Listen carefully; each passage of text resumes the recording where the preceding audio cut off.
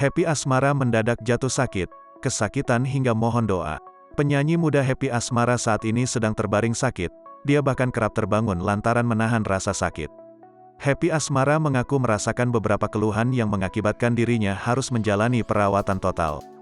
Mulai dari jantung berdebar-debar, badan susah bergerak hingga lambung yang perih. Happy Asmara hanya memperlihatkan area mata dan dahi dengan ekspresi orang yang menahan tangis karena sakit.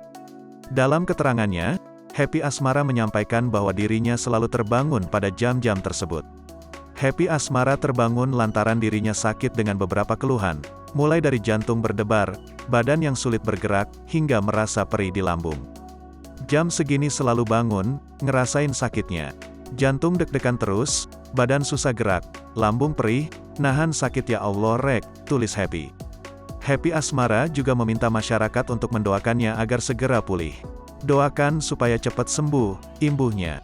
Happy Asmara mengungkapkan rasa syukurnya lantaran operasinya diberi kelancaran. Ia tak lupa juga menyampaikan terima kasihnya kepada pihak rumah sakit Darmo tempatnya dirawat. Alhamdulillah ya Allah, diberikan kelancaran. Sebelumnya, Happy mengaku merasa takut untuk dioperasi lantaran tak bisa membayangkan